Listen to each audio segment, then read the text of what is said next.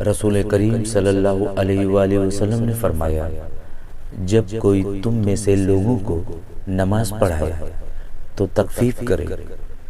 کیونکہ جماعت میں ضعیف، بیمار اور بوڑھے سبھی ہوتے ہیں، لیکن اکیلا پڑھے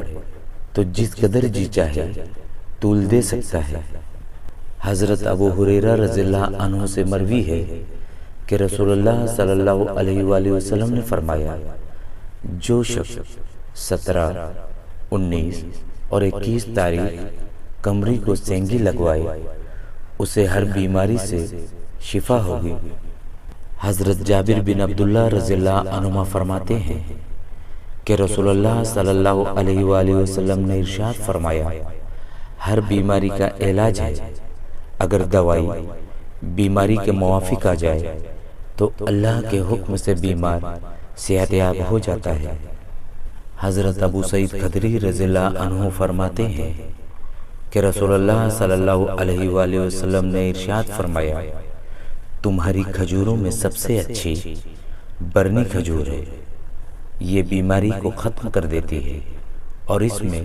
کوئی نقصان نہیں ہے۔ حضرت زبیر رضی اللہ عنہ بیان کرتے ہیں،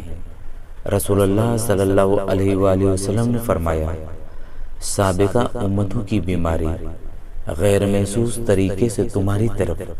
منتقل ہو گئی ہے، حسد اور بغض و عداوت، اور ان نیکیوں کو زائل کرنے والی ہے۔ میں یہ نہیں کہہ رہا کہ وہ بیماری بال موڑتی ہے، بلکہ وہ دین کو ختم کر دیتی ہے۔ حضرت ابن عباس رضی اللہ عنہما سے روایت ہے، نبی صلی اللہ علیہ وآلہ وسلم نے فرمایا، جس نے کسی ایسے مریض کی عیادت کی جس کی ابھی اجل نہ آئی ہو تو 7 بار اس کے پاس یہ دعا، ترجمہ، میں اللہ سے سوال کرتا ہوں جو عظمت اور بڑائی والا اور عرش عظیم کا رب ہے کہ تجھے شفا عنایت فرمائے، پڑھے